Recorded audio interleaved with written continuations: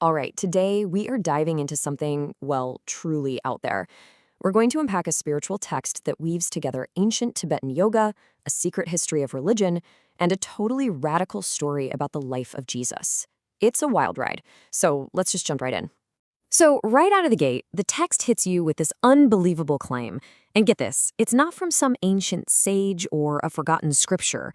It's a quote from a character named Little Ricky the Dragon. Yeah, this immediately tells you we're in for a different kind of story, one that says the origins of our great wisdom traditions are not at all what we've been taught. So that's the big what if, right? The whole document is basically asking you to suspend your disbelief for a little while. It's inviting you to explore this hidden history, one that doesn't start in a garden or on a holy mountain, but in a secret city in Tibet with a bunch of ancient enlightened dragons. Okay, so let's pull back the curtain on this secret. The source material talks about the legendary city of Shambhala, hidden away in a giant cave in Tibet. But in this telling of the story, Shambhala was founded by dragons. And the story goes something like this. These dragons meditated for like 5,000 years and became enlightened.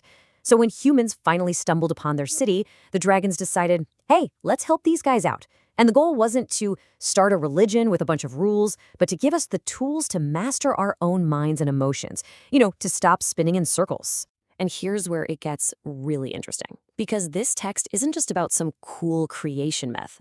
It actually lays out the how-to guide, the spiritual technology, the practical toolkit that the dragons supposedly passed down. This is the real core of their teaching. And that toolkit is known as the 6 Yogas of Naropa. As you can see, it's a complete system for navigating all these different states of consciousness. It kicks off with Tummo, the yoga of inner fire. We'll get to that in a second.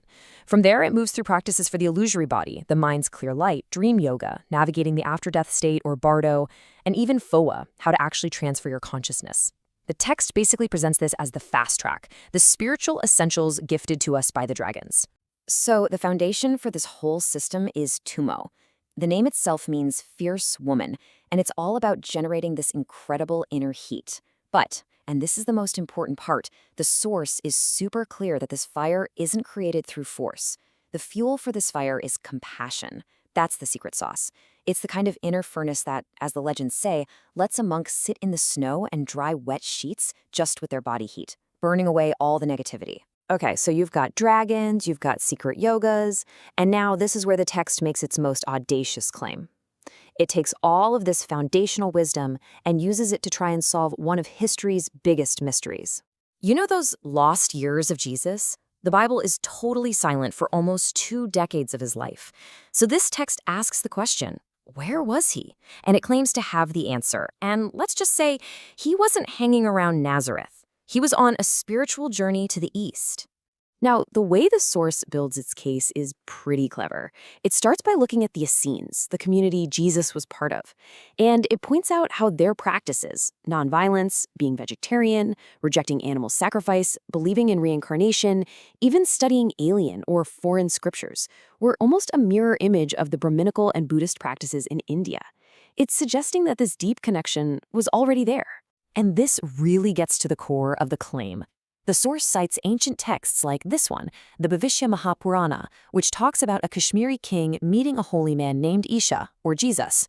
This figure, Isha, describes his mission to the mlichas, a word for foreigners, and his suffering. The implication is huge. Not only did he visit India before his ministry, he may have even returned there after the crucifixion. So the picture it paints isn't of Jesus the founder of a brand new religion, but Jesus the student of an ancient one. The idea is that he perfected these yogic sciences in India and then went back to Israel as a messenger, teaching that same universal truth. The kingdom of heaven isn't some place up in the sky, it's a state of being you find inside yourself. All right, so after all of that huge, historical stuff, the text brings it all right back home, down to a personal level.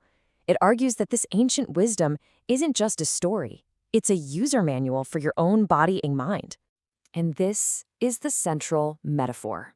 Just think about it. You are your own master chemist, and your body is your own personal drugstore.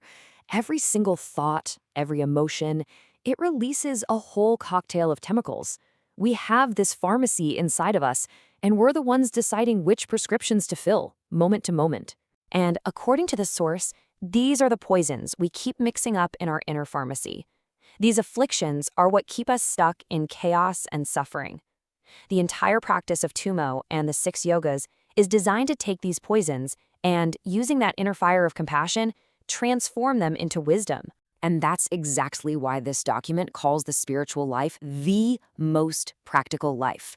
It's not about escaping the world. It's about fundamentally changing how you experience it. It's about taking responsibility for your own inner state and literally rewiring your brain for kindness, clarity, and peace. So, what's the whole point of all this? If you do all this practice, what reality are you trying to wake up to? Well, the source uses a very simple but really profound metaphor to explain the final piece of the puzzle. Yep, it quotes row, row, row your boat. Why? To explain the concept of Maya, or cosmic illusion. The text argues that the reality we see with our 5 senses is basically a dream. It feels incredibly real while you're in it, but it's actually hiding a much deeper, more fundamental truth. And here's where it connects this ancient idea to modern physics. It points out that the atom, the very building block of our solid world, is 99.999999999% empty space. And this is the punchline. That so-called empty space isn't a void at all. It's the quantum field, the source of all creation. And according to this text, its fundamental nature is bliss, love, and kindness.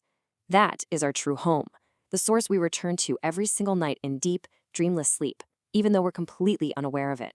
And so we end with the question the entire text is built around. It suggests that all of us are dreaming, lost in the illusion that we're separate. The dragons, the yogas, the secret histories, it's all meant to be a kind of map, a set of instructions, to remind us that there is a way to awaken.